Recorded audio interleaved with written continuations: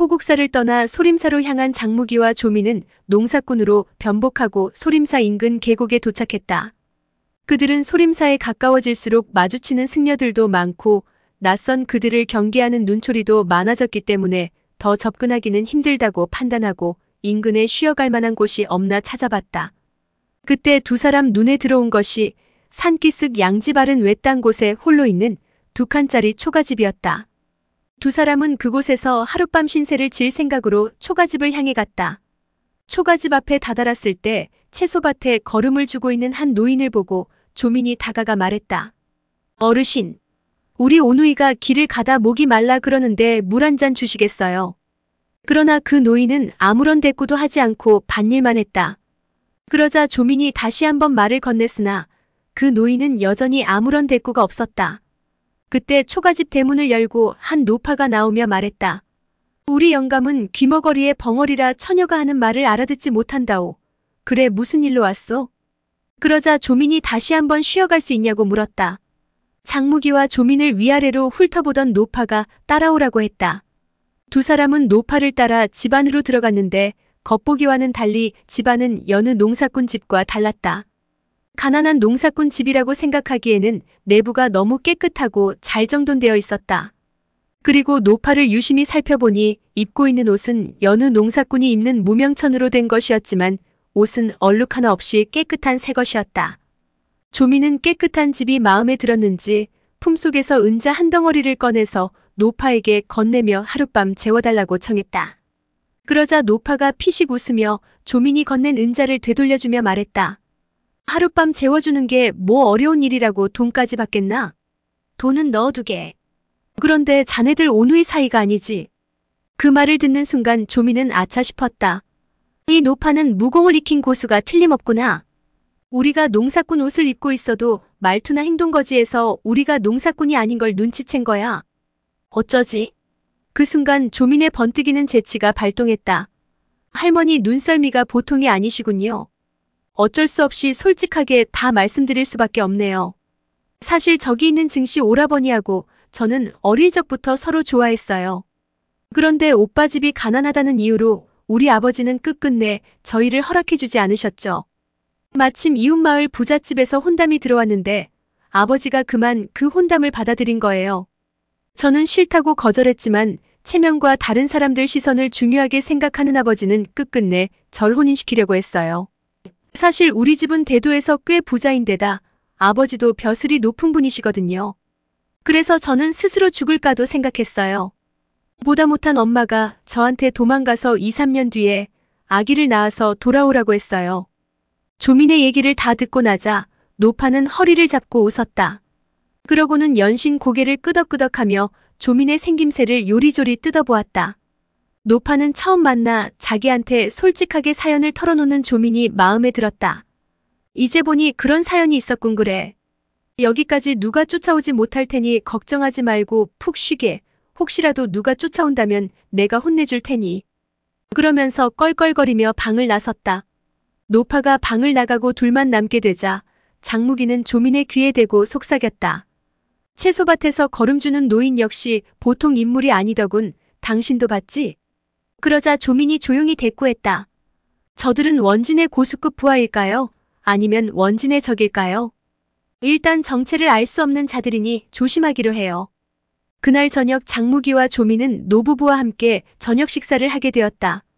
그런데 농사꾼 집답지 않게 닭고기에 쇠고기까지 풍성하게 차려진 밥상이 나왔다. 배불리 식사를 마친 두 사람은 방으로 건너가 잠자리에 들었다. 그런데 한밤중이 되었을 때 대문 밖에서 어수선하게 들려오는 발걸음 소리에 잠을 깨고 말았다. 두 사람은 창문 밑으로 가서 숨을 죽이고 바깥 동정에 귀를 기울였다. 바로 그때 대문 밖에서 걸쭉한 사내의 말소리가 들려왔다. 2시 내외분 계시오? 옛날 친구가 야반에 실례를 무릅쓰고 이렇게 찾아왔소이다. 그러자 노파에 응답하는 소리가 들렸다. 서량상검 아니신가? 이 시간에 여기까지 어쩐 일인가?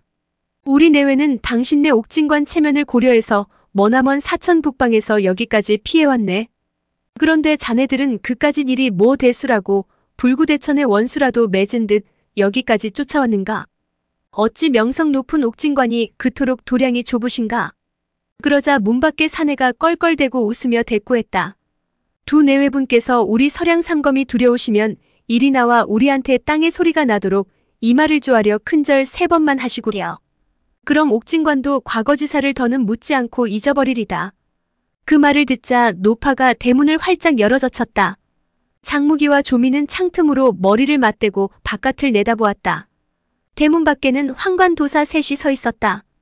키가 작달만하고 뚱뚱 보인 마법통과 고슴도치처럼 뻣뻣한 턱수염을 가진 소악, 그리고 큰 키의 말라깽이 같은 소환이었다. 마법통이 노인을 향해 물었다. 두 내외분께선 큰절로 사과하시겠소? 아니면 옛날처럼 쌍구와 연자창으로 우리와 생사를 다퉈보시겠소? 그러자 곁에 있던 노파가 마법통에게 말했다. 우리 영감은 귀머거리의 벙어리가 되어서 당신이 하는 말을 알아듣지 못하네. 그 말을 듣고 서량 삼검은 모두 놀랐다. 소학이 노파에게 물었다. 바람 소리만 듣고도 적의 동태를 알아채는 두 선생의 청풍판 기지술은 무림의 일절로 손꼽히는데 어쩌자 그리 되었단 말이오? 그때 마법통이 장검을 뽑으며 말했다. 두백당 역삼낭. 허튼 수작 말고 어서 병기나 꺼내 잡아라. 마법통은 노파인 역삼낭이 자기들을 방심시키려고 수작을 건다고 생각했다. 역삼낭이 코웃음을 치며 대꾸했다. 너그러운 아량으로 사소한 과거지사를 떨쳐버리지 못하고 끝끝내 이래야겠소? 그러면서 한 손에 서슬 10허런 단도 3자루씩 도합 6자루를 꺼내들었다. 곁에 있던 두백당도 역삼낭이 단도를 꺼내는 걸 보고는 아내와 똑같이 도합 6자루의 단도를 꺼내들었다. 역삼낭은 양손에 들린 단도를 부채 펼치듯 활짝 펼쳐들었다. 그리고 두백당은 오른손에서 왼손으로 또다시 왼손에서 오른손으로 6자루 단도를 끊임없이 움직이며 도막을 형성했다. 그 모습을 보고 서량 삼검은 흠칫 놀랐다. 원래 두백당은 쌍갈고리 잘 쓰기로 천서 일대에서 위명을 떨치던 고수였다. 그리고 역삼낭은 사슬 달린 창을 잘 쓰는 고수였다. 그런데 그런 두 고수가 애병기를 제쳐두고 엉뚱하게도 단도를 들고 본 적 없는 초식을 구사하니 서량 삼검으로서는 더욱 경계할 수밖에 없었다. 서량 삼검은 서로 눈짓을 주고받더니 삼재검진이라 외치며 두시 부부를 삼면에서 포위했다. 장무기는 숨어서 서량 삼검의 삼재검진을 보며 저들이 아주 교활하다는 걸 알아차렸다. 입으로는 삼재검진이라 말해놓고 그 속에는 음양오행을 숨기고 있었다. 3명이서 오행진을 펼치려면 한 사람이 적어도 2방위 이상의 변화에 통달해야 했다. 그렇다면 이들 서량 삼검은 영리와 경공신법, 그리고 검법에 뛰어난 고수들임이 틀림없었다. 서량 삼검에게 포위당하자 두시 부부는 서로 등을 기댄 자세로 12자루 단도를 허공에 날리며 도막을 형성했다. 그러자 고요한 밤하늘 아래 공기를 찢는 날카로운 파열음이 울려 퍼졌다. 거기에 맞춰 서량 삼검도 보법을 밟으며 두시 부부를 중심에 놓고 맴돌기 시작했다. 곧이어 공기를 찢는 파열음과 함께 쇠 부딪히는 소리가 울려 퍼지기 시작했다. 장무기는 가만히 저들의 싸움을 보며 조민에게 말했다. 저 5사람 모두가 내 큰아버님의 원수인 모양이군. 저 영감님이 귀머거리가 된 건 내 큰아버님의 사자후가 두려웠기 때문이야. 그러자 곁에서 듣고 있던 조민이 무슨 말이냐고 물었다. 저 도사들의 검법이나 두시 부부가 펼치는 도법 모두 내 큰아버님과 대결하기 위해 수련한 것이야. 저들의 무공은 공세보다 수비초식이 더 많아. 하지만 겨우 저런 실력으로 내 큰아버님을 해칠 수 있다고 생각했다니 가소로워서 웃음밖에 나지 않는군. 장무기 말대로 서량 삼검의 삼재검진이나 두시 부부의 도법이나 모두 수비 위주의 진법이라 양측이 한참을 싸워도 끝내 어느 한쪽도 우세를 잡지 못했다. 마법통이 갑자기 멈추라고 소리치더니 뒤로 몸을 훌쩍 날렸다. 그러자 소학과 소환도 뒤로 몸을 날렸다. 휴전을 요청한 마법통이 장검을 칼집에 넣으며 말했다. 두시 내외분께서 펼친 그 도법은 역시 금모사왕을 잡기 위한 것이 아니오. 그러자 역삼낭이 흠칫 놀라며 대꾸했다. 마도장의 눈썰미가 매섭구려. 그 말에 마법통이 가볍게 미소 지으며 말했다.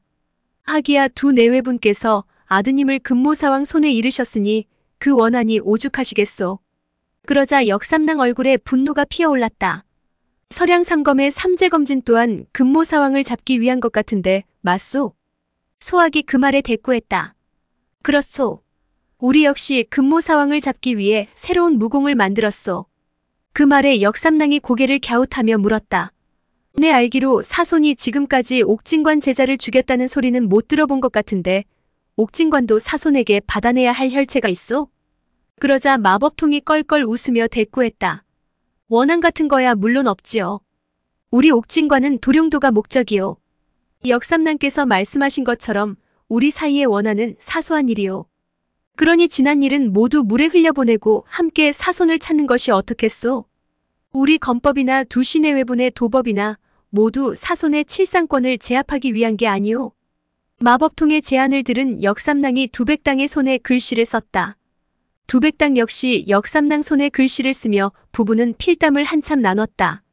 그러고는 마침내 역삼랑이 입을 열었다. 좋소. 함께 합시다. 우리는 복수를 원하지 도룡도는 필요 없소. 어차피 사손을 만나게 되면 나 역시 그 자리에서 고막을 터뜨려 그놈과 동기어진 할 생각이었소. 우리 부부는 사손에게 아들을 잃은 그날 이후 세상에 아무런 미련이 없소. 그렇게 뜻을 함께하기로 맹세한 그들은 아들의 복수와 도룡도 탈취 계획을 상의하기 위해 집 안으로 들어왔다. 그때 마법통이 겹방 문짝이 굳게 닫힌 것을 보고 경계했다. 그걸 눈치챈 역삼랑이 젊은 남녀가 눈이 맞아 집에서 도망쳐 나왔는데 무공을 전혀 모르는 시골뜨기들이니 신경 쓰지 말라고 변명해줬다. 그러나 경계심 많은 마법통은 그냥 넘어갈 수 없었다. 삼랑께선 고깝게 생각지 마시오. 우리 일이 밖으로 새어나가기라도 한다면 목숨을 부지하기 어려울 것이오. 삼랑의 말처럼 저들이 정말 무공을 모르는 시골뜨기인지 확인해야겠소. 그러자 역삼랑이 대수롭지 않다는 듯 웃으며 말했다. 우리가 밖에서 그렇게 싸워도 잠만 자는 녀석들이 뭐라고 이러는지 모르겠군. 그러면서 겹방으로 다가가 문을 밀었다. 역시나 안에서 빗장이 걸려 있었다. 역삼랑이 오른손에 내공을 끌어올려 문을 밀자 빗장이 부서지며 방문이 활짝 열렸다. 역삼랑과 두백당이 앞장서고 서량삼검이 그 뒤를 따라 방 안으로 들어섰다. 조민을 껴안고 침대에 누워있던 장무기가 눈을 비비며 일어났다. 할머니, 무슨 일이세요? 그 순간 마법통이 장검을 뽑아 그대로 장무기 목젖을 향해 내찔렀다. 칼끝이 바람을 끊고 날아들자 외마디 비명을 지른 장무기가 상체를 앞쪽으로 불쑥 내밀었다. 칼날을 피하려는 게 아니라 반대로 목덜미를 갖다 대는 자세였다. 그러자 이번에는 마법통과 역삼랑이 외마디 실성을 터뜨렸다. 마법통은 급하게 팔꿈치를 굽혀 칼끝 방향을 틀었다. 하마터면 아무것도 모르는 젊은 청년 하나를 죽일 뻔했다고 생각하니 이마에서 진땀이 돋아났다. 장무기는 너무 놀란 나머지 넋 빠진 사람처럼 전신을 부들부들 떨고 있었다. 그때 곁에서 잠자던 젊은 여인이 앓는 소리를 내며 몸을 뒤척였다. 얼마나 피곤했던지 바로 옆에서 이런 소란이 벌어졌는데도 잠에서 깨지 못하고 있었다. 그때 소학이 마법통의 소매자락을 잡아당기며 속삭였다. 마형, 역삼랑 말씀이 맞소. 어서 나갑시다. 그러자 마법통은 장검을 칼집에 집어넣고 얼른 방을 나가버렸다. 그 뒤를 따라 사람들이 일제히 방을 나갔다.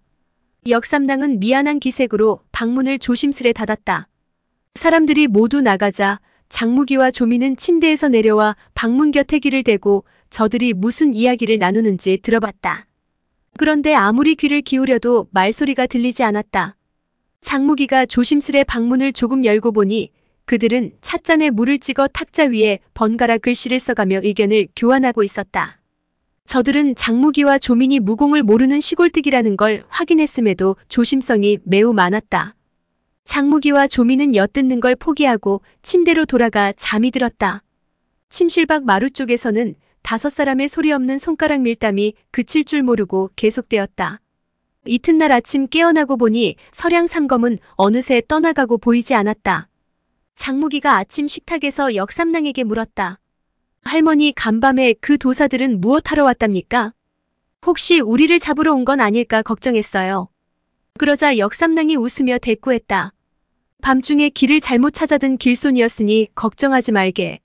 그것보다 점심 먹고 우린 소림사로 장작을 팔러 갈 텐데 자네도 한 짐 져다 주지 않으려나? 장무기는 그 말을 듣고 이들이 본격적으로 소림사를 염탐하려 한다는 걸 눈치챘다. 그렇다면 장무기 입장에서도 거절할 이유가 없었다. 장무기가 흔쾌히 좋다고 승낙하자 역삼랑이 웃으며 말했다. 혹시라도 스님들이 묻거든 우리 아들이라고 둘러대게. 그 말을 듣고 장무기가 가만히 생각에 잠겼다가 입을 열었다. 할머니, 혹시 저희 두 사람이 이 댁에서 일손을 좀 거들어드리면 안 될까요? 매번 낯선 곳으로 도망치는 것도 이제는 지쳤어요. 그러자 역삼랑은 흐뭇하게 웃으며 그렇게 하라고 했다. 역삼랑은 장무기를 보며 죽은 아들을 떠올렸다. 오후가 되자 장무기는 두시 부부를 따라서 잘 마른 장작 한 짐씩 지고 소림사로 올라갔다. 그런데 산허리쯤 올라가자 정자를 지키고 있던 승려들이 이들을 가로막았다. 외부 사람은 아무도 절에 들어가지 못하니까 헛걸음하지 말고 내려가시오. 그러자 역삼랑이 늙은 몸을 이끌고 어렵게 올라왔는데 이번만 좀 봐달라고 통사정을 했다. 승려들이 가만히 이들의 행색을 살펴보니 귀머거리에 벙어리 노인과 허리 굽은 노파에 효심 깊어 보이는 청년이 무슨 위험한 일을 벌이겠나 싶었다. 승려들이 역삼랑에게 말했다. 오늘만 특별히 뒷문으로 안내하겠습니다. 내일부터는 절에 오시면 안 됩니다. 감사 스님이 이 일을 아시면 저희가 크게 혼납니다. 그러면서 승려 한 사람이 두시 부부와 장무기를 뒷문을 통해 주방으로 안내했다. 장무기가 부엌 뒤편에 장작을 차곡차곡 쌓아놓고 나오니 두시 부부와 주방 감독 스님이 이야기를 나누고 있었다.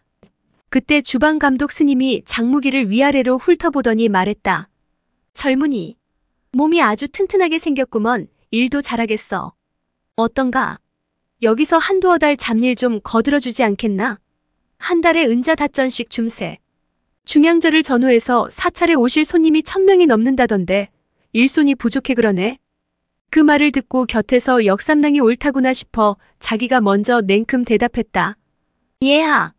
스님 말씀대로 여기서 일 좀 거들어주고 돈을 벌면 집안 살림에 도움되지 않겠니?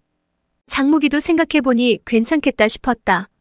소림사 승려 중 자기 얼굴을 아는 이가 적지 않았지만 주방은 외딴 곳에 있고 소림사 내에서 직급이 낮은 사람들만 드나들 테니 눈치껏 피해 다니면 2달은 충분히 버틸만 하다고 생각했다.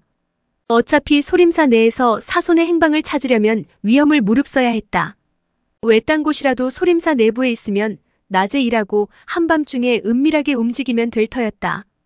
장무기가 흔쾌히 승낙하자 주방 감독 스님은 뛸 듯이 기뻤다. 감사 스님이 주방에 일손이 부족하다고 경내에서 사람들을 뽑아보내주기는 했으나 그들은 모두 연불 외우거나 무공 수련하는 것만 했던지라 거친 주방일에 적응하지 못했다. 오히려 주방일에 방해만 될 뿐이었다. 그런데 좋은 일꾼을 얻었으니 어찌 기쁘지 않겠는가? 장무기는 그날부터 소림사 주방에서 잡일을 도맡아 했다. 그렇게 일주일이 지나갔다. 그동안 역삼랑은 조민을 데리고 2차례나 다녀갔다. 물론 장무기의 입을 통해 소림사 내부 동태를 파악하기 위해서였다. 장무기는 일주일 동안 사손의 행방을 알만한 단서를 찾으려 노력했지만 별다른 소득이 없었다. 죄수도 사람이니만치 끼니 때마다 식사를 나르는 사람이 있을 거라 생각하고 그 심부름꾼을 찾으려 했었지만 어찌된 노릇인지 며칠 동안 그런 사람을 찾을 수 없었다. 그렇게 시간은 흘러 9회째 되던 날 밤, 장무기는 잠결에 어렴풋이 들려오는 호통 소리를 듣고 깨어났다. 그 외침은 발리 바깥에서 나는 소리였다. 장무기는 조용히 숙소에서 나와 지붕 위로 뛰어 올라갔다.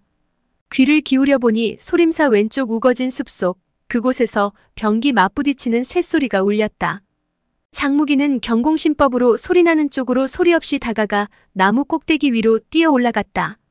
몸을 숨기고 소리나는 쪽을 바라보니 6명이 2패로 나뉘어 혼전을 벌이고 있었다. 그중 한 패는 바로 서량삼검이었다. 그리고 그 상대는 소림사 승려들이었다. 시간이 흐를수록 싸움의 판세는 소림사 승려들 쪽으로 기울어지고 있었다. 한순간 소환이 소림 승려의 궤도를 막고 비명을 지르며 그 자리에 털썩 쓰러졌다.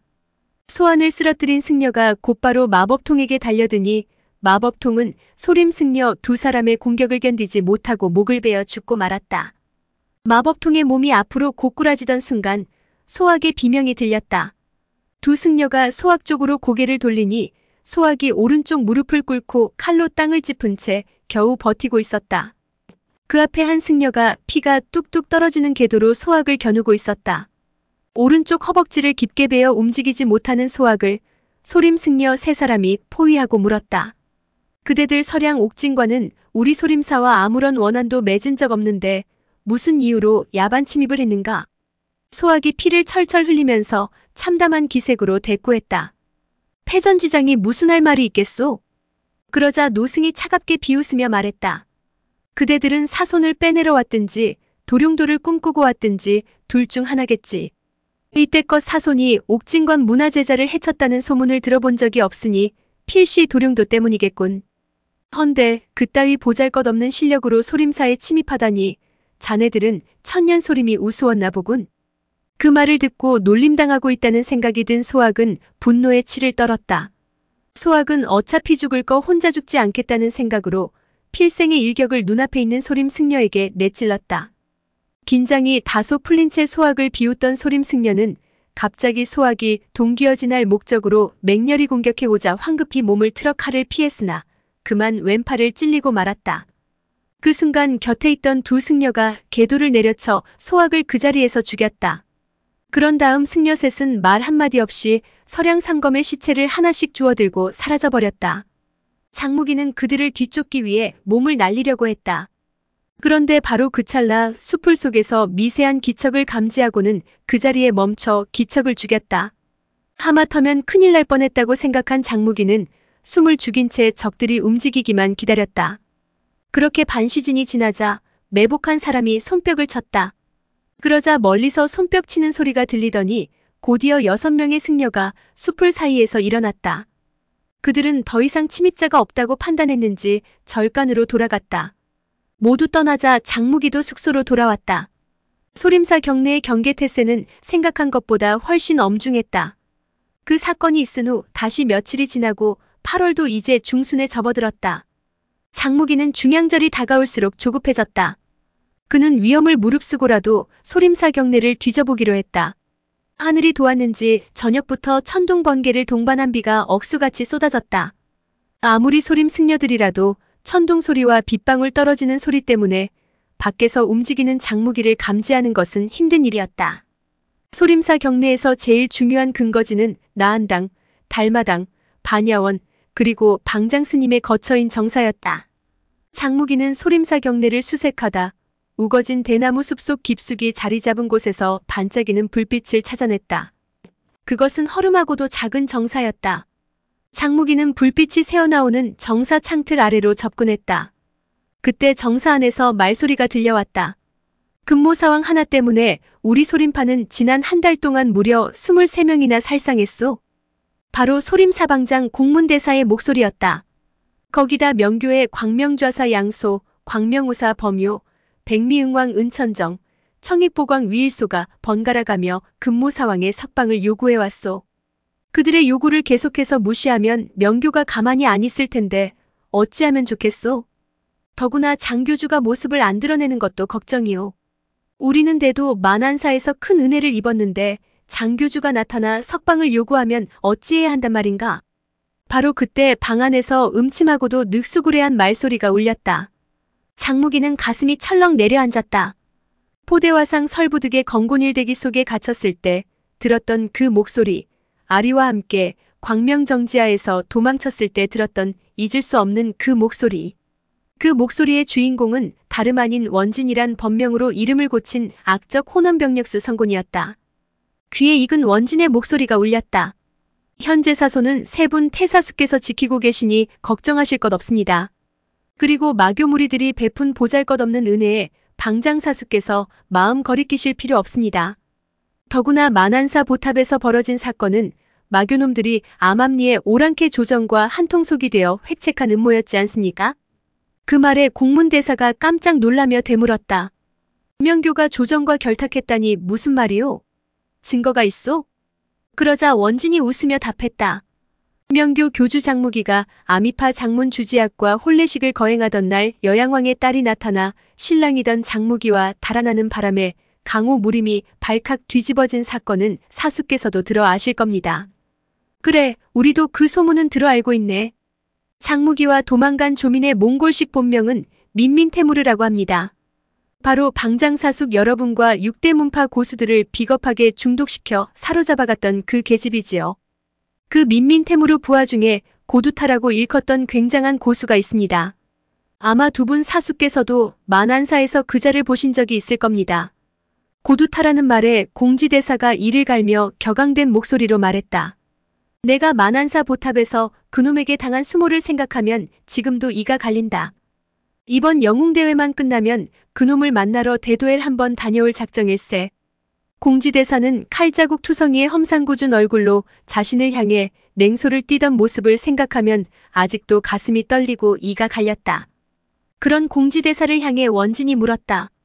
두 분 사숙께선 그 고두타가 누군지 아십니까? 원진의 물음에 공지대사가 대꾸했다. 고두타 그놈은 박학다식한 고수였네. 워낙 여러 문파의 무학을 사용하는지라 도저히 어느 문파 출신인지 알아보지 못하겠더군.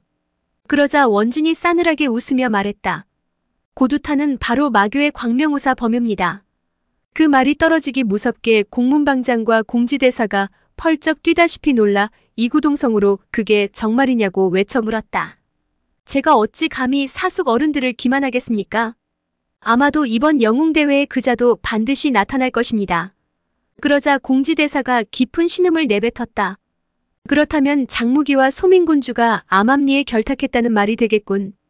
그러나 공문방장은 원진과 공지와는 달리 좀 더 지켜보자며 신중론을 내세웠다.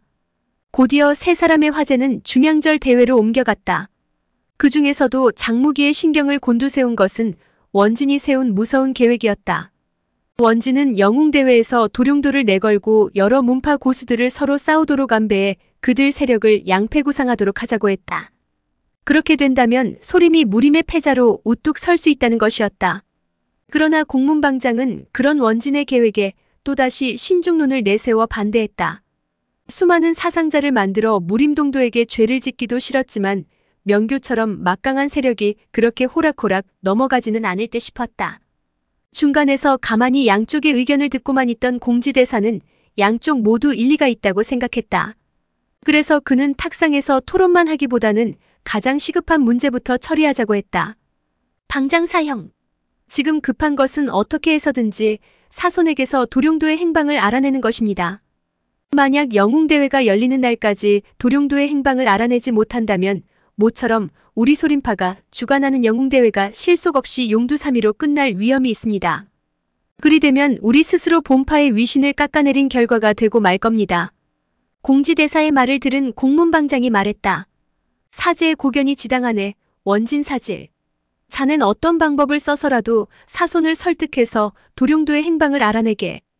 그러자 원진이 알겠다고 답하고는 정사 바깥으로 나갔다. 그것으로 소림파 순회의 밀담이 끝난 것이다. 장무기는 우산을 쓰고 북쪽을 향해 걸어가는 원진의 뒷모습을 바라봤다. 그러나 공문방장과 공지대사 그리고 원진의 무공이 워낙 높은 까닭에 폭우가 억수같이 퍼붓는 속에서도 호흡을 멈추고 움직이지 않았다.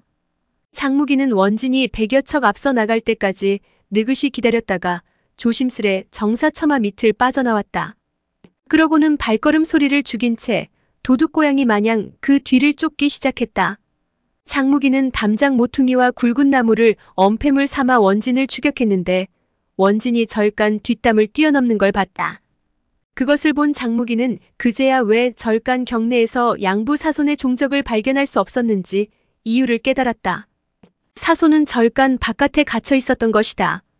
담장을 뛰어넘은 원진은 왼편에 있는 작은 산봉우리 위로 올라가기 시작했다. 장무기 역시 빠른 걸음으로 원진을 뒤쫓아갔는데 원진이 막 산봉우리를 향해 오르려는 순간 갑자기 숲풀 속에서 무언가 번뜩이는 것을 보고 황급히 발걸음을 멈췄다. 누군가 병기를 잡은 채 매복하고 있는 게 분명했다. 장무기는 즉시 몸을 숨기고 조용히 숲풀 속을 주시했다. 잠시 후 숲풀 속에서 네 사람이 나오더니 셋은 앞을 보고 하나는 뒤에서 후미를 경계하며 일제히 산봉우리 위로 치닫기 시작했다.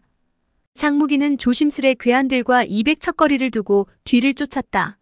앞서가는 괴한 넷의 경공 실력이 뛰어난 것으로 보아 대단한 고수임이 틀림없었다. 어둠 속에서 보니 일행 넷 가운데 하나는 여자였다. 그때 천둥벼락이 번뜩였다. 그제야 장무기는 괴한들 가운데 두 사람을 알아보았다. 바로 골륜파 장문 하태충과 반숙한 내외였다.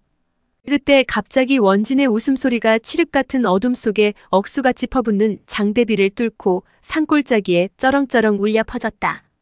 뒤이어 원진이 훌쩍 돌아서더니 질풍처럼 산 밑으로 뛰어내려왔다. 그걸 보고 장무기는 잽싸게 수풀 속으로 몸을 숨겼다. 곧 병기들이 맞부딪히는 쇳소리가 요란하게 울리기 시작했다. 맞부딪히는 금속성을 들어보건대 괴한 둘이서 원진 한 사람과 대결하고 나머지 두 명은 공격에 가담하지 않은 듯했다. 혹시나 싸움에 가담하지 않은 두 사람이 먼저 양부에게 해코지라도 할까 두려운 생각이 든 장무기는 수풀을 마구 헤쳐가며 정신없이 산봉우리를 향해 치달렸다.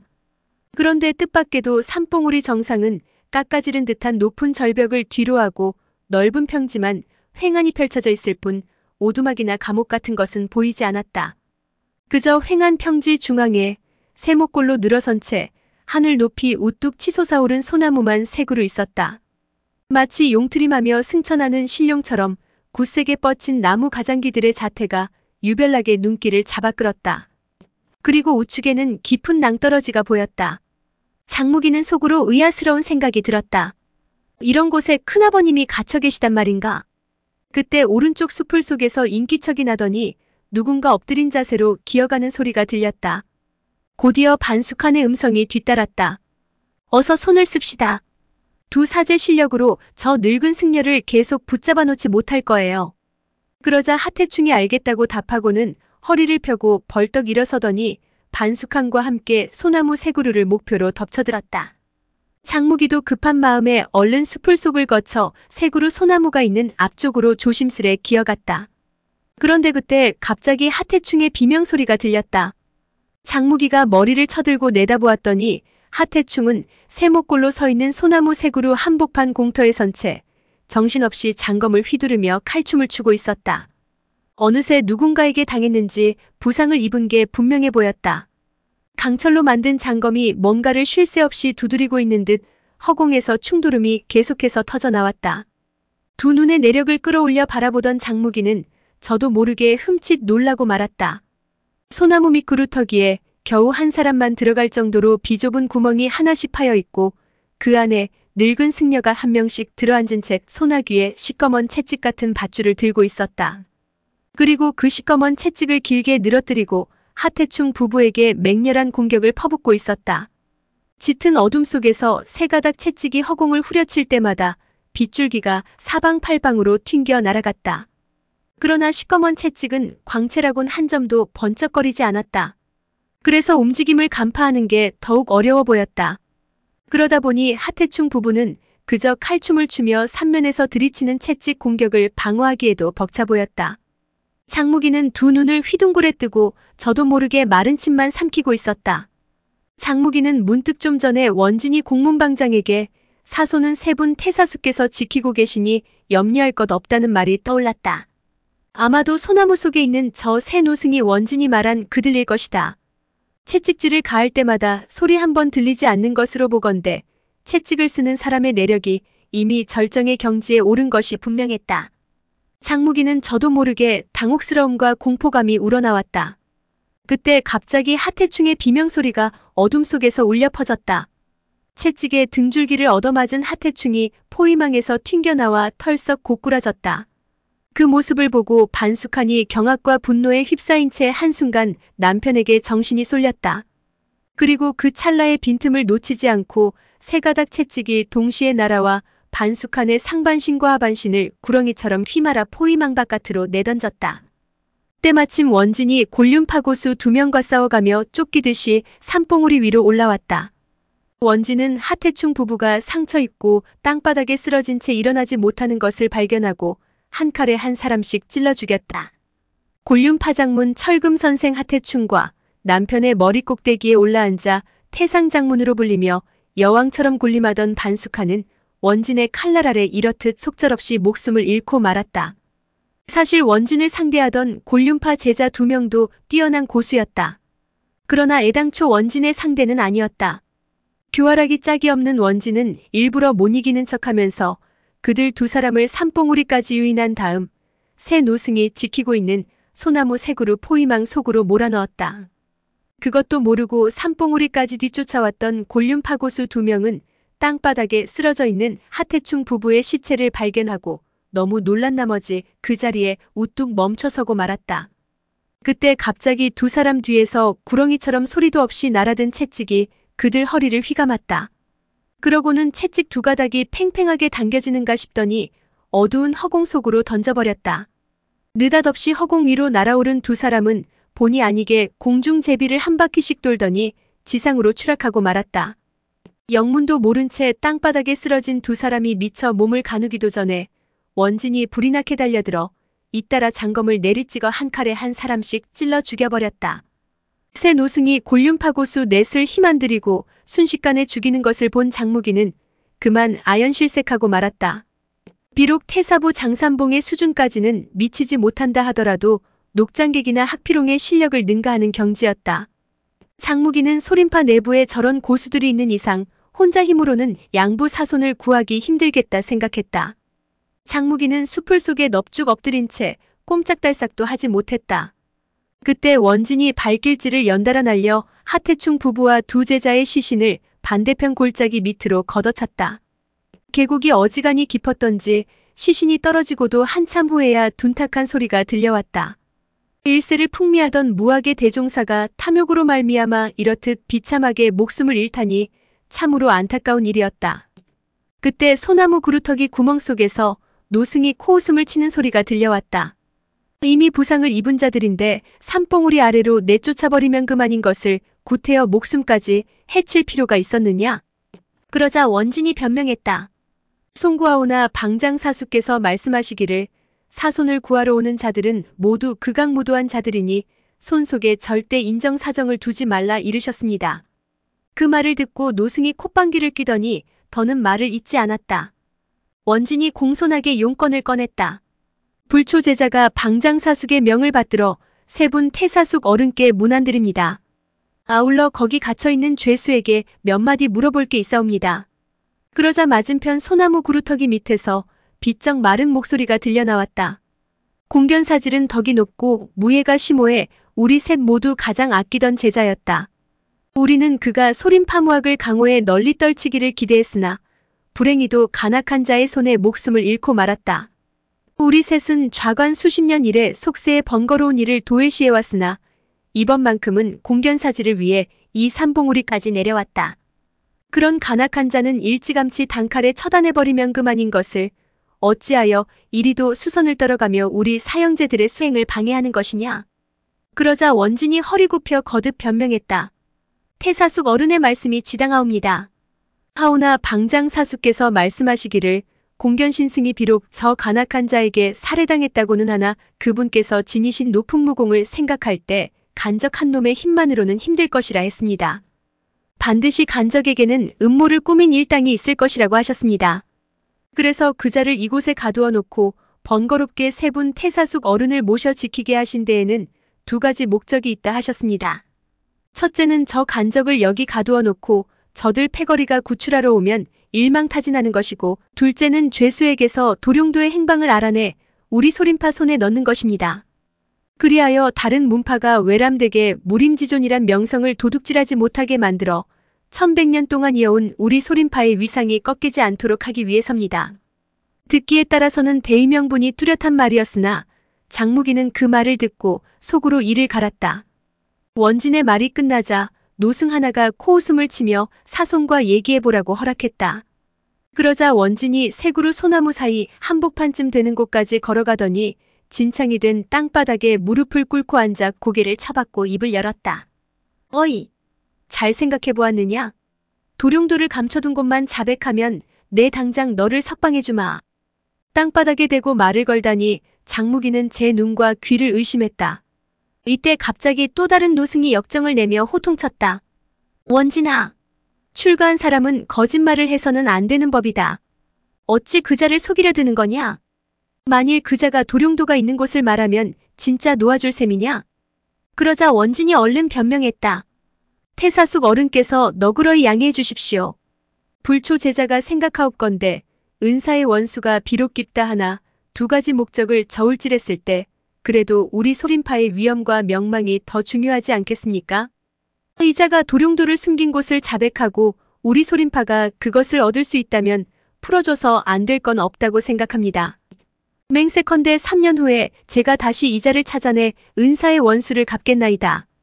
그러자 노승이 잠시 생각하더니 대꾸했다. 그렇다면 알겠다. 그러나 무림계에서는 무엇보다 신의를 우선해야 한다. 일단 입 밖에 낸 말은 쏟아버린 물과 같은 것이라 도로 주워 담지 못한다. 아무리 가난무도한 자에게 약속한 말이라 해도 소림제자는 신의를 잃어서는 안 되느니라 알겠느냐? 그 말을 엿듣고 있던 장무기는 속으로 감탄했다. 저들 새 노승은 무공만 탁월한 게 아니라 신의를 중히 여기는 사람들이었다.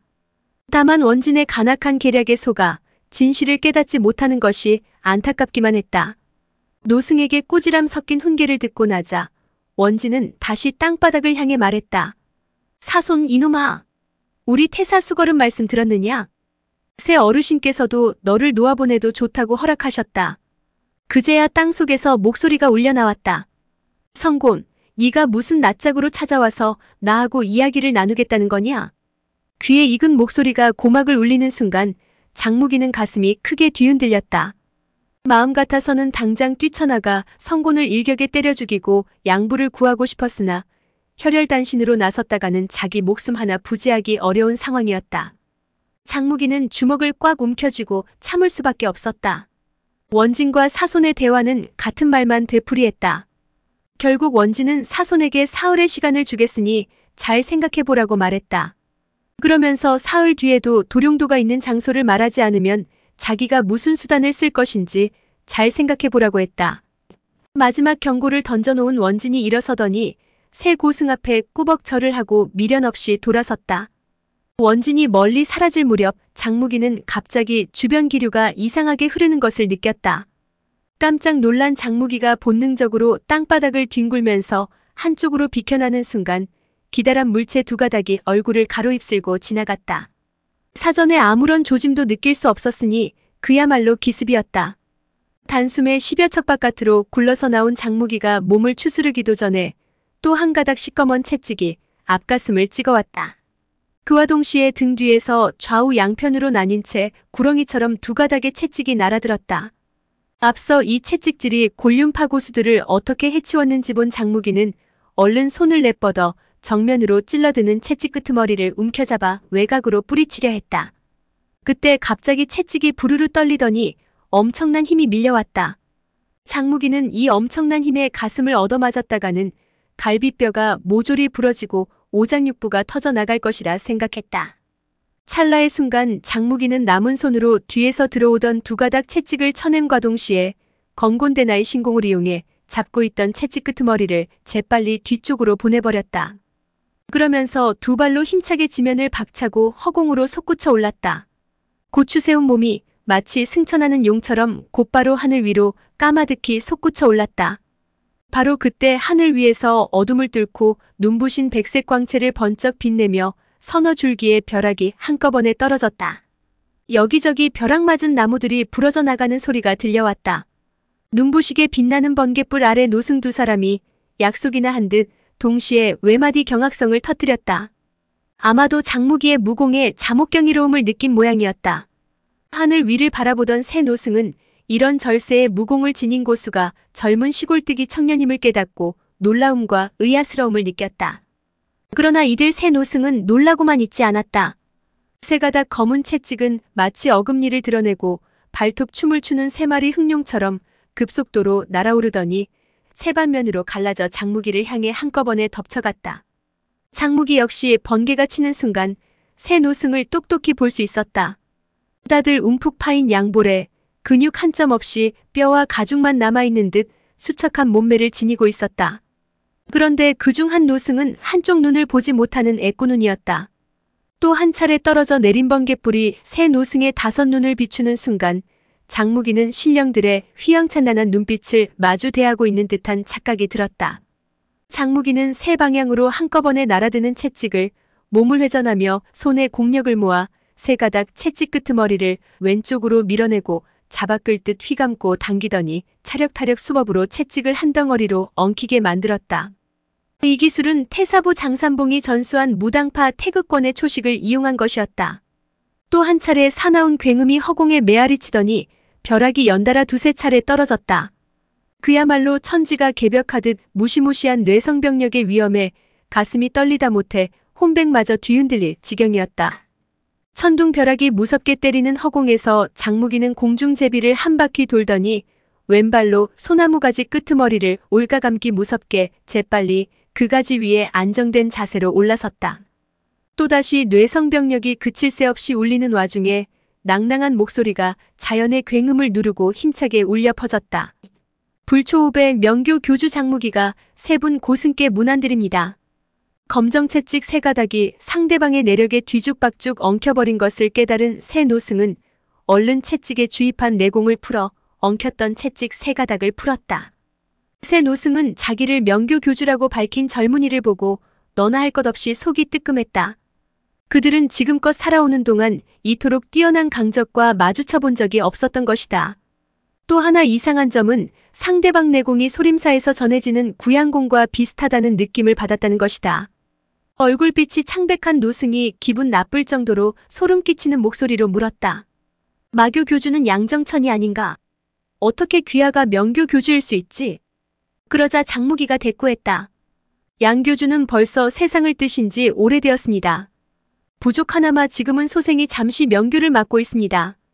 그 말을 듣고 얼굴빛 누런 노승이 외마디 실성을 터뜨리더니 곧 입을 다물었다.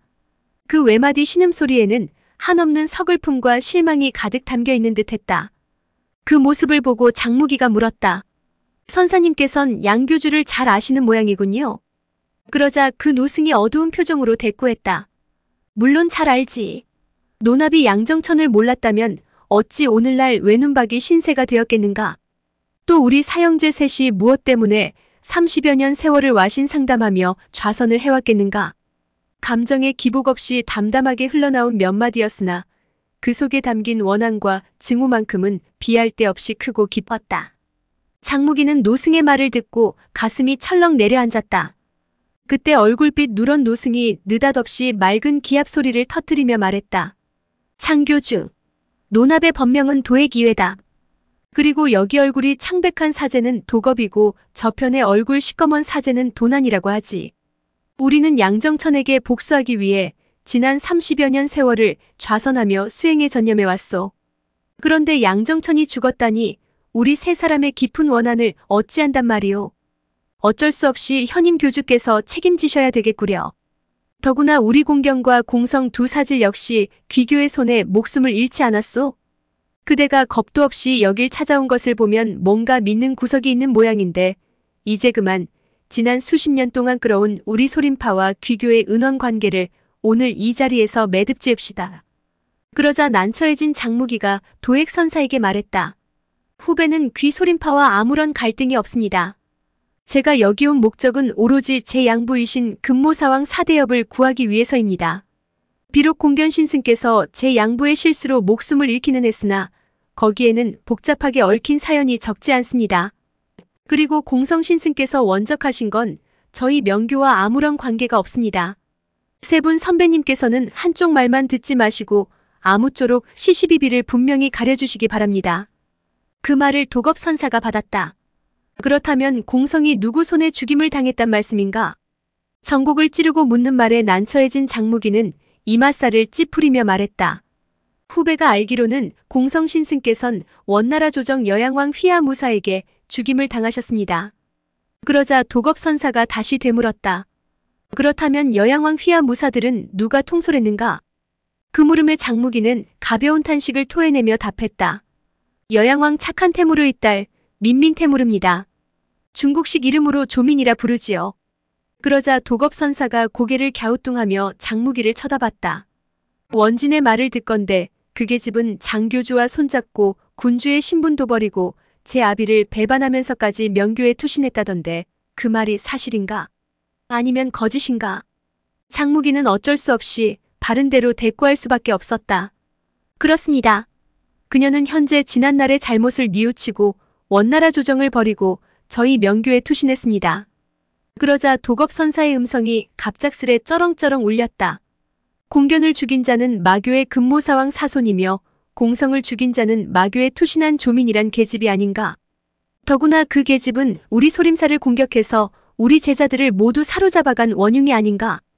또한 마교 무리 중 하나가 나 한 당에 모셔놓은 16 나한 존자 불상에 모욕적인 글을 새겨놓았지. 게다가 우리 도액 사형의 한쪽 눈을 멀게 하고 우리 세 사람을 수십 년간 와신 상담하며 좌선하게 만든 자가 마교의 전임교주 양정천이 아닌가. 이제 이 빚을 그대와 청산하지 않는다면 누굴 찾아가서 받아내란 말씀인가. 장무기는 입에서 장탄식이 흘러나왔다.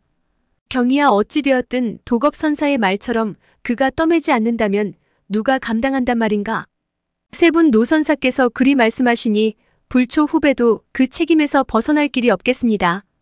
그러나 제 양부께서 공견신승을 죽음에 이르게 한 데는 말로 설명하지 못할 고충이 있습니다. 그러자 새 노승 가운데 마지격인 도액선사가 버럭 호통을 쳤다. 당돌하구나. 대체 뭘 믿고 감히 함부로 떠드느냐. 이쯤 되고 보니 장무기는 더는 싸움을 피할 길이 없겠다고 생각했다. 장무기가 도액선사에게 말했다. 후배가 1대3으로 겨룬다면 어찌 세 분의 상대가 되겠습니까? 어느 한 분께서 소생에게 가르침을 내려주시지 않겠습니까? 그러나 둘째 격인 도겁선사가 냉큼 거절했다.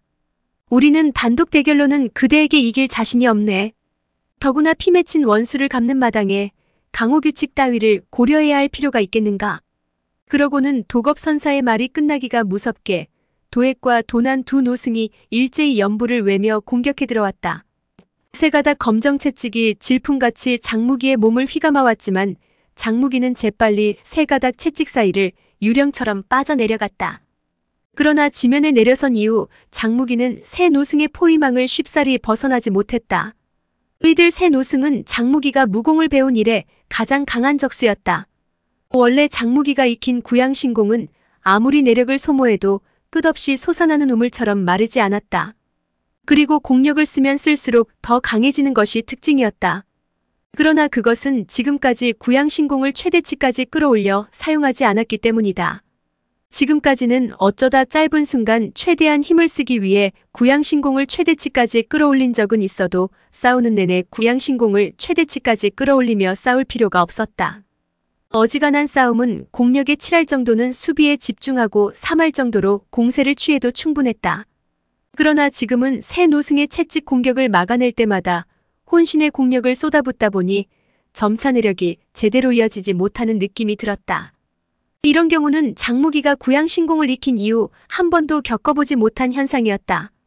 공방전이 길어질수록 장무기 머릿속은 퇴각해야겠다는 생각으로 가득 메워졌다. 장무기는 이 상태로 더 싸워봐야 기다리는 건 개죽음뿐이라 생각했다. 그는 일단 여기서 빠져나간 다음 명교 수뇌부들이 올 때까지 기다리는 게 좋겠다 판단했다. 그런 다음 광명좌사자 양소와 광명우사자 범요, 그리고 백미응왕 은천정, 청익보광 위일소와 힘을 합쳐 새 고승을 꺾고 양부를 구해야겠다고 생각했다. 퇴각을 결심한 장무기는 즉시 도액선사를 향해 맹렬한 공격을 연달아 3번이나 퍼부었다. 그쪽으로 돌파구를 만들 생각이었다. 그런데 이게 웬일인가?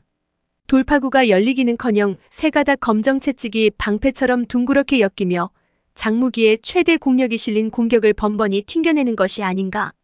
장무기는 속으로 깜짝 놀랐다. 새 노승의 협공은 마치 한 사람이 무공을 펼치는 것처럼 물 흐르듯 너무나 자연스러웠다. 장무기는 지금껏 이렇게 개개인이 서로 마음이 잘 통하는 협공을 본 적이 없었다. 그는 도액, 도겁, 도난 새 노승이 똑같은 자리에 둘러앉아서 30여 년 세월 동안 좌선하면서 수련한 것이 바로 심의상통이란 것을 알지 못했다. 이 무공은 셋 중 한 사람의 마음이 움직이면 나머지 두 사람이 즉시 그 의중을 깨닫게 되는 것이 특징이었다. 한마디로 이심전심의 경지에 올랐다고나 할까?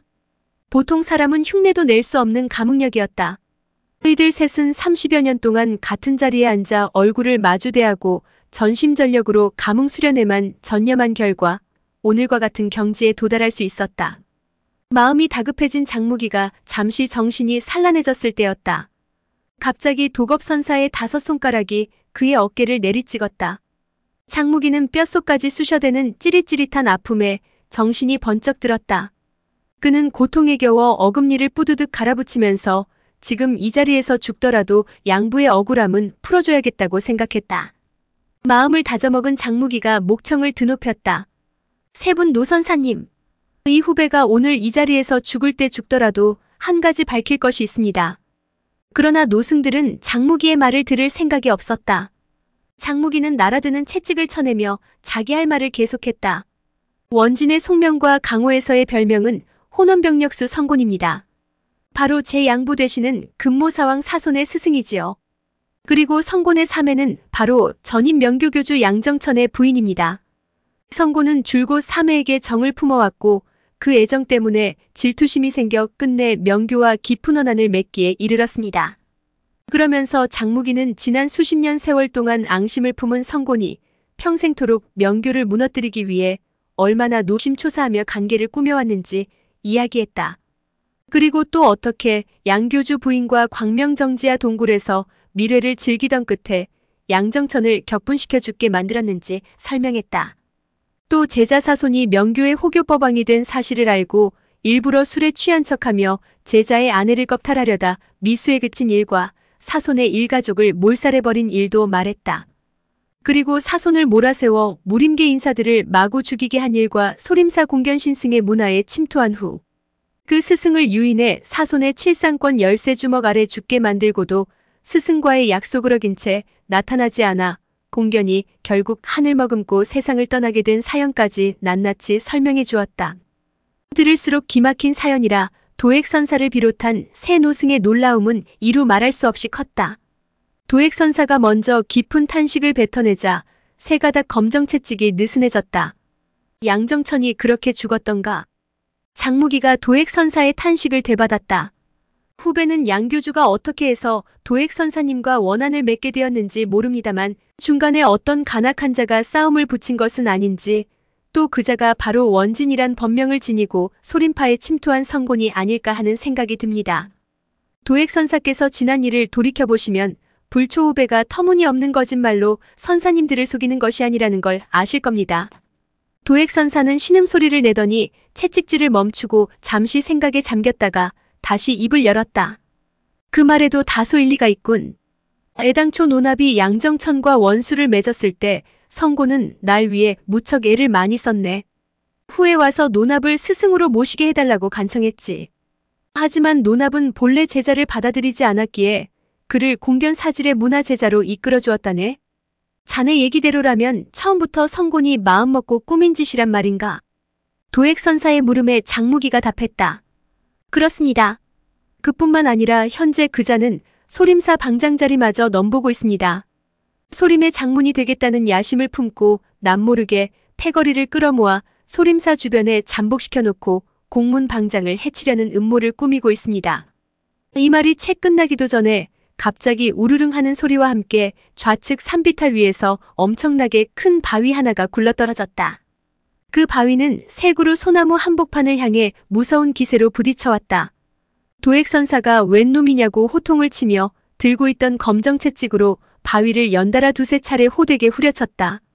도액선사의 채찍을 맞고 바위가 부서지며 돌부스러기가 사방팔방으로 튀는 가운데 바위 뒤쪽에서 난데없이 사람 그림자 하나가 훌쩍 뛰쳐나오더니 다짜고짜 장무기를 향해 달려들었다. 너무나 돌발적인 기습이었다.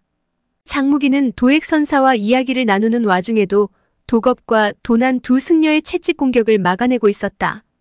장무기는 어둠 속에서 목젖을 향해 날아드는 단도의 섬뜩한 바람 소리를 듣고 본능적으로 몸을 한쪽으로 비스듬히 뒤틀었다. 그 순간 찌익하는 소리와 함께 칼끝이 앞가슴 옷자락을 기다랗게 긋고 지나갔다.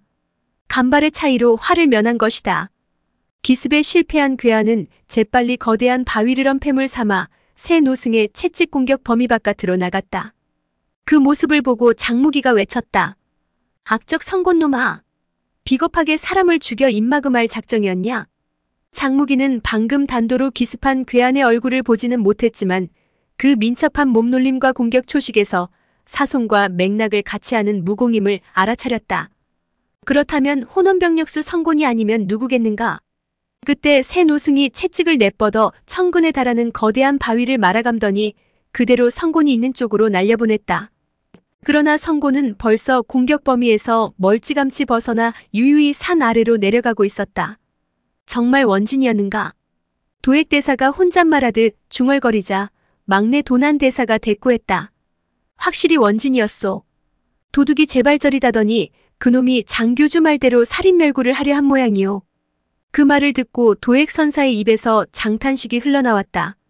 바로 그때 벼랑간 사방팔방에서 휘파람 소리가 꼬리에 꼬리를 물고 울려 퍼졌다. 그러자 산봉우리 평지 위로 8명이나 되는 사람의 그림자가 한꺼번에 솟구쳐 올랐다. 곧이어 선두를 맡은 게 아니 버럭 호통쳐 꾸짖었다. 소림사 땡중들아. 부처님 자비심은 헛배웠구나. 이렇듯 숱한 사람을 죽여놓고도 천벌이 무섭지 않으냐. 그 말이 떨어지기 무섭게 8명의 괴한이 저마다 병기를 뽑아들고 새 노승이 앉아있는 소나무 세 그루를 향해 일제히 돌진했다. 장무기는 새 노승의 포위망에 갇힌 형국이라 오히려 괴한들의 공격에서는 벗어나 있는 형세였다. 장무기는 천천히 괴한들의 생김새와 공격 동작을 살펴보았다. 8 중 3은 장검을 사용했고 나머지 5은 단도나 강편을 들고 있었다. 8명 모두 하나같이 무공이 높아 삽시간에 새 노승과 어우러져 싸움을 벌이기 시작했다. 한참 만에 장무기는 새 검객의 무공초식이 며칠 전 소림사 승려들에게 죽임을 당한 청해파 소속 서량상검과 일맥상통한다는 사실을 꿰뚫어 보았다. 지금 눈앞에서 장검을 쓰는 세 사람의 검법이 서량상검보다 뛰어난 것으로 보아 청해파 안에서도 손꼽힐 만한 고수들임이 분명했다. 이들 세 검객은 힘을 합쳐 도액선사를 공격했다. 다른 세 사람은 도난선사를 공격했고 나머지 2사람은 도겁선사를 상대했다. 도겁선사의 적은 비록 둘뿐이었으나 도겁이 상대하는 둘은 다른 6보다 한 수위였다. 그러다 보니 시간이 지날수록 도겁선사가 조금씩 밀리기 시작했다. 반면 도액선사는 3명을 상대하면서도 여유가 있었다. 도액선사는 둘째 아우인 도겁선사가 상대방의 협공에 밀리는 것을 발견하자 적의 공격과 방어 가전환되는 순간적인 틈을 이용해 도겁선사를 도왔다. 싸움이 그런 식으로 흘러가다 보니 도액선사와 싸우던 청해파 검객 셋은 차츰 열세를 만회하기 시작했다. 이렇게 되고 보니 도난선사는 1대3으로 도액선사와 도겁선사는 2대5로 팽팽하게 맞선 채 형세는 막상막하의 대결 국면으로 바뀌었다. 방관자 신세가 된 장무기는 속으로 혀를 내둘렀다. 이들 8명의 무공 수준이 정말 대단했다. 아무리 낮춰 잡아도 골륜파 하태충 부부보다 결코 뒤떨어지지 않았다. 그런데 청해파 검객 셋을 제외한 나머지 5명은 어느 문파 출신인지 도무지 알 길이 없었다. 시간이 흐를수록 새 노승의 방어 면적이 점차 좁혀지고 공격 범위 또한 짧아지기 시작했다. 채찍의 길이가 짧아지는 만큼 내력의 소모도 줄어들었다. 한밤중 억수같이 퍼붓는 빗줄기 속에 이따금씩 천둥 벼락이 번쩍거렸다. 이 무렵 새 노승은 어느새 들고 있던 채찍이나 호흡, 그리고 초식이 일체가 되어 3대8의 형세로 적과 맞서 싸우는 국면을 이루고 있었다. 새 노승은 공격보다 방어에 중점을 둔 금강복마진으로 8명의 공격을 받아내기 시작했다. 새 노승은 8명의 적과 싸움을 오래 지속한다 해도 쉽사리 패하지 않을 자신이 있었다. 그러나 적을 막아내면서도 새 노승은 모두 속으로 비명을 질렀다. 그건 바로 장무기 때문이었다. 어쩌다 보니 지금 장무기는 세 그루 소나무 포위망 안에 홀로 있었다. 만약 장무기가 적들과 합세의 안팎에서 협공한다면 그날로 새 노승의 목숨은 끝장이 나고 말 것이다. 새 노승이 힐끗거리며 장무기를 보니 그는 방어벽 안에 조용히 앉은 채 움직이지 않았다. 그들은 장무기가 쌍방이 모두 기진맥진해지면 그 틈에 어부지리를 취할 것이라 생각했다. 새 노승은 모두 속으로 자신을 책망했다. 자기네 무공 실력을 지나치게 믿은 나머지 8명의 적이 쳐들어왔을 때 즉시 소리쳐서 소림사의 구원을 요청하지 않은 것을 후회하고 있는 것이다. 일찌감치 경고를 발해서 달마당이나 나한당의 고수 몇 명만 달려왔더라면 이렇듯 쩔쩔매지 않고 손쉽게 적을 격파할 수 있었을 게 아닌가. 지금 새 노승은 모든 내공을 방어에 쓰고 있어서 휘파람을 불어 산 아래에 있는 소림사에 구원을 요청하고 싶어도 입을 열 수가 없었다. 섣불리 입을 열었다가는 그 자리에서 기어이 뒤집혀 설령 즉사하지는 않는다 해도 무거운 내상을 입어 폐인이 될지도 몰랐다. 그리고 이런 정세는 장무기도 벌써부터 내다보고 있었다. 지금 만약 새 노승을 죽이려고 마음만 먹는다면 손바닥 뒤집기만큼 쉬운 노릇이었다. 그러나 지금 새 노승이 죽으면 자기 혼자 나머지 8명의 괴한과 싸워야 하는데 그건 보통 어려운 일이 아닐 터였다. 그때 고개를 숙이고 내려다보니 거대한 암석 하나가 지하 뇌옥 입구를 막고 있는 것이 눈에 띄었다. 장무기는 그걸 보자마자 지금이 아니면 손 쓸 시간이 없다는 걸 깨달았다. 그는 공력을 끌어올려 거대한 바윗돌을 밀었다. 바위더미가 불과 1척가량 옮겨갔을 때 돌연 배후에서 세찬 바람 소리가 들이닥쳤다. 바로 도난선사가 휘두른 일장이 장무기의 등을 강타한 것이다. 순간적으로 퍽하고 둔탁한 소리가 들리더니 등짝 부위 옷자락이 조각조각 찢어져 허공 위로 흩날렸다. 장무기는 본능적으로 사경차력 수법을 이용해 상대방의 공격력을 내 것으로 만들었다. 그러자 도난선사가 후려친 일장의 힘이 양 손바닥을 거쳐 육중한 바위더미에 고스란히 전달되었다. 엄청난 굉음과 더불어 거대한 바위더미가 한자가량 옆으로 움직이더니 지하 뇌옥의 입구가 드러났다. 장무기는 장력을 끌어들여 자기 것으로 만든 만큼 내상을 입지는 않았어도 혼신의 기력을 다해 바윗돌 밀어내기에만 집중하고 있던 상황이라 호체신공 없이 등을 맞는 바람에 극심한 통증을 느끼고 있었다. 도난선사 역시 이 일장을 날린다고 채찍의 허점을 드러내는 바람에 적들 중 한 명에게 공격을 당하고 말았다. 8명 중 가장 무공이 높은 검은 수염의 괴한이 찰나의 순간 틈이 벌어진 금강복마진을 뚫고 들어와 도난선사를 공격한 것이다. 채찍이란 무기는 원거리 공격에는 장점이 높았으나 근접거리 공격에는 무용지물이었다. 괴한의 강력한 일장이 도난선사의 앞가슴으로 날아들자 깜짝 놀란 도난선사는 어쩔 수 없이 잡고 있던 채찍을 던져버리고 손을 내뻗어 괴한의 공격을 맞받아쳤다. 도난선사가 검은 수염의 괴한과 싸운다고 금강복마진에서 이탈하자 순식간에 금강복마진이 무너지고 말았다. 대경실색한 도액선사와 도겁선사는 미처 낙담할 겨를조차 없이 위기에 직면하고 말았다. 기회를 놓치지 않고 판관피를 사용하는 괴한 하나가 재빠르게 도겁선사의 정수리를 향해 내리찍었다. 바로 그때 어디선가 무서운 속도로 검정 채찍이 날아와 떨어지는 판관피를 가격했다. 채찍에 실린 힘이 얼마나 강했던지 괴한은 손에 쥐고 있던 판관필을 놓치고 말았다. 이어지는 채찍의 공격을 다른 손에 들고 있던 판관필로 막았으나 그 충격을 견디지 못하고 나머지 판관필마저 땅에 떨어뜨리고 말았다. 이어서 채찍은 길고 너르게 펼쳐나가더니 청해파 새 검객을 휩쓸어 단번에 10여 척 남짓 밖으로 물러나게 만들었다. 그리고 크게 반원을 그리며 채찍을 휘둘러 삽시간에 7명의 적을 연거푸 뒷걸음질하게 만들었다. 이 무렵 도난선사는 전심전력으로 검은 수염의 괴한을 상대하고 있었는데 도난선사의 무공 실력이 괴한보다 한 수 위였다. 도난선사에게 밀리던 괴한이 동료들 쪽을 힐끗 쳐다보니 7명이 하나같이 불리한 처지에 몰려 있었다. 괴한은 좋은 기회를 놓친 것이 아쉬웠는지 들짐승처럼 사나운 포효를 토해내더니 결국 자신도 공격권 바깥으로 물러나고 말았다. 이렇게 해서 싸움이 잠시 멈췄다.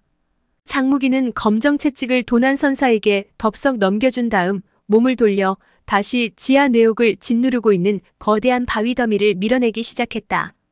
그러고는 뻥 뚫린 구멍 속을 향해 소리쳤다. 큰아버님, 제가 왔습니다. 큰아버님, 나오실 수 있습니까? 그러자 땅속에서 사손의 목소리가 들렸다. 난 못 나간다. 무기야, 어서 이곳을 떠나거라. 장무기는 이게 무슨 말인가 싶어 다시 물었다. 큰아버님, 누구한테 혈도를 지키셨습니까? 아니면 쇠고랑이나 사슬에 얽매이셨습니까? 성급한 마음에 사손이 대답할 때까지 기다리지도 않고 훌쩍 몸을 날려 지하 뇌옥으로 뛰어들었다. 다음 순간 풍덩하는 소리와 함께 물보라가 흩뿌려졌다. 지난 몇 시즌에 걸쳐 줄기차게 쏟아져 내린 폭우에 지하 뇌옥은 이미 허리까지 차도록 빗물이 고였고 사손은 하반신이 물속에 잠겨 있었다. 서글픔과 분노가 장무기 가슴을 가득 메웠다. 그는 두 손으로 양부 사손을 껴안은 채 팔다리를 더듬어 보았다. 그러나 어디에도 쇠고랑 같은 것은 없었다. 다시 한번 추나술로 중요한 혈도 몇 군데를 주물러 보았으나 역시 남의 손에 제압당한 기미는 없었다. 장무기가 사손에게 말했다. 지금이 탈출하기 제일 좋을 때입니다. 큰아버님, 어서 여길 떠납시다. 그러나 사손은 고개를 저으며 거절했다. 무기야, 나는 지난 몇 달 동안 이 지하 내옥에 갇혀서 날마다 세분고승의 독경소리와 산 아래 절간에서 울리는 아침종 소리를 들으며 과거지사를 돌이켜보고 뉘우쳤다. 내 손은 죄 없이 죽은 숱한 사람들의 피로 물들어 있단다. 그 죄는 내가 골백 번 죽어도 다 씻지 못할 거다. 내 손으로 저지른 온갖 악행은 성공보다 더 많으면 많았지 결코 적지 않단다. 그러니 무기야, 내 걱정 말고 너 혼자 어서 여길 떠나거라. 그러자 장무기가 버럭 고함을 질렀다. 큰아버님이 정 안 가시겠다면 제가 억지로라도 모시고 가겠습니다. 그러고는 돌아서서 양부의 두 손목을 움켜잡아 등에 업으려 했다. 이때 갑자기 산길 쪽에서 고함치는 소리가 들려왔다. 웬 놈이 소림사에 와서 행패를 부리는 거냐? 뒤이어 진흙탕 바닥을 내딛고 급히 뛰어오는 소리가 들리더니 10여 명이 한꺼번에 산봉우리 위로 뛰어올랐다. 마음이 다급해진 장무기가 서둘러 양부를 업고서 막 첫걸음을 때려 할 찰나 갑자기 등 쪽 심방 부위 대추혈이 뜨끔해지더니 양손에 힘이 쭉 빠져버렸다. 사손에게 혈도를 잡힌 것이다. 장무기는 다급하다 못해 울음이 터져나올 것만 같았다. 큰아버님, 어쩌자고 이러시는 겁니까? 사손이 길게 탄식하며 말했다. 내가 저지른 업보는 내가 감당해야 한다. 그러니 어서 떠나거라. 네가 돌아가지 않는다면 장차 내 원수는 누가 갚는단 말이냐? 이 한마디에는 장무기도 가슴이 뜨끔해졌다. 그래, 내가 아니면 누가 큰아버님의 원수를 갚는단 말인가? 장무기가 잠시 고민에 빠져 있을 때 바깥에서 다시 싸움이 벌어졌다. 날카로운 쇳소리가 울리는 가운데 판관피를 사용하던 괴한의 목소리가 들려왔다.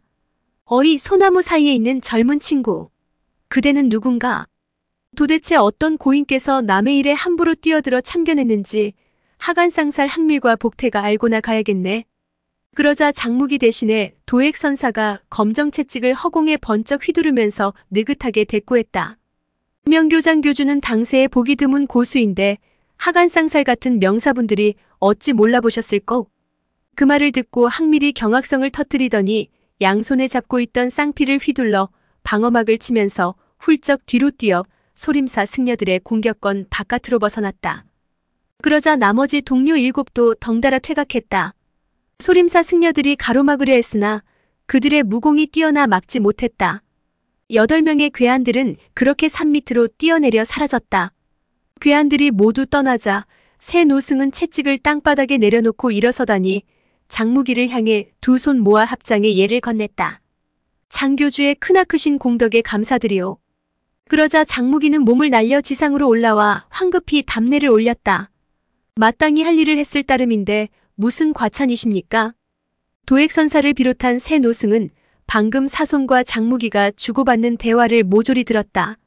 그리고 장무기가 비겁하게 남의 위기를 틈타 자신들을 공격하지 않았을 뿐더러 도와주기까지 했으니 더욱 고마울 따름이었다. 만약 장무기가 제때에 도와주지 않았던들 하간상살의 무공으로 보아 지금쯤 새 형제는 진작 이 세상 사람이 아니었을 것이다. 마지격인 도액선사가 형제들을 대신해서 한마디 덧붙였다. 오늘 일을 보건대 노나비 사손을 장교주와 함께 떠날 수 있도록 놓아보냄이 마땅한 줄 아오. 그러나 우리 사형제 셋은 본사방장의 법지를 받들어 사손을 지키는 몸이라 마음대로 사손을 놓아보낼 수 없는 처지니 아무쪼록 장교주께서 양해해 주시오. 그 말을 듣고 장무기는 코웃음으로 묵살해버리고 대꾸하지 않았다. 도액선사가 다시 말을 이었다. 노나비 한쪽 눈을 잃은 원한은 오늘로써 깨끗이 잊으리다. 장교주께서 사손을 구출하시려거든 아무 때나 왕림하셔도 좋소. 우리 세 형제가 펼쳐놓는 금강복마진을 격파하면 그 즉시 사손을 데리고 여길 떠나실 수 있을 것이오. 도와줄 사람은 얼마든지 데려오셔도 좋소. 차륜전법으로 번갈아 공격하시든 한꺼번에 일제히 공격하시든 아무래도 좋소이다. 우리 사형제 셋은 그저 상대방의 공격에 따라 응전하기만 할 것이오. 장교주께서 재차 왕림하실 때까지 노납 세 사람은 원진이 사손을 해치지 못하게 철저히 신변을 보호할 것이오. 장무기는 대답 대신 사손에게 눈길을 던졌다. 고개를 숙이고 우두커니 서 있는 모습이 너무나 서글펐다. 그저 마음속으로 지난날의 죄를 참회하고 있는 그의 모습에서 저 옛날 위풍당당하고도 늠름하던 영웅의 자태는 찾아볼 수가 없었다. 장무기는 왈칵 쏟아져 나오려던 눈물을 억지로 참으며 도액선사의 제안을 받아들였다. 정그러시다면 좋습니다. 불초소생이 다시 찾아뵙고 세 분 선사님의 고명하신 가르침을 받아보기로 하지요. 장무기는 다시 지하 내옥으로 내려가 사손의 허리를 껴안았다. 큰아버지, 저는 갑니다. 사손이 고개를 주걱거리면서 그의 머리를 쓰다듬었다. 내 절대로 떠나지 않겠다고 뜻을 굳혔으니 날 구하러 다시 올 것 없다. 너는 네 아버지의 행적을 본받을 망정 이 큰아비가 저지른 소행일랑 절대로 배워선 안 된다. 알아듣겠느냐? 장무기가 울음 섞인 목소리로 대꾸했다. 아버님과 큰아버님은 모두 영웅호걸이십니다. 불초한 아들에게 모두 본보기가 되는 분들입니다. 말을 마치자 허리 굽혀 큰 절을 올리고 몸을 날린 장무기는 어느새 번쩍하더니 새 그루 소나무 사이를 벗어나고 있었다. 그는 새 노승에게 손을 한번 들어보인 다음 경공신법을 펼쳤다. 장무기는 어차피 행적이 다 드러나고 말았으니 이왕 내친 김에 무력 시위를 하기로 했다. 그는 내공을 최대한 끌어올려 기압을 토해냈다. 그러자 뇌성병력 치는 비바람 속에 마치 허공으로 승천하는 용의 울부짖음처럼 산골짜기를 따라서 갈수록 크게 울려 퍼졌다. 발끝에 전력을 다할수록 경공신법도 빨라졌다. 기압 소리도 어두운 밤하늘에 갈수록 쩌렁쩌렁 메아리 쳤다. 한밤중에 꿈속에 잠겼던 소림사 스님 천여 명이 깜짝 놀라 잠에서 깨어났다. 산봉우리 위에 있던 10여 명의 소림사 승려들과 새 노승은 아연실색한 채 서로 얼굴만 바라봤다. 명교 교주 장무기의 무공 실력이 탁월하다는 소문이야 진작부터 귀에 못이 박히도록 들어왔으나 이 정도로 신묘할 줄은 생각조차 못한 것이다. 그들은 기압 소리가 점차 멀리 사라져 들리지 않을 때가 되어서야 모두 한 곳에 모여 이야기를 시작했다. 공문대사와 공지신승을 비롯한 소림파 수뇌부들도 명교 교주 장무기가 당도했음을 알아차리기는 했으나 근심 걱정만 더 늘어났을 뿐 어떻게 대처해야 좋을지 모른 채 당혹스럽기만 할 따름이었다. 영상은 여기까지입니다. 영상이 도움이 되셨다면 구독과 좋아요, 알람 설정 부탁드립니다. 시청해주셔서 감사합니다.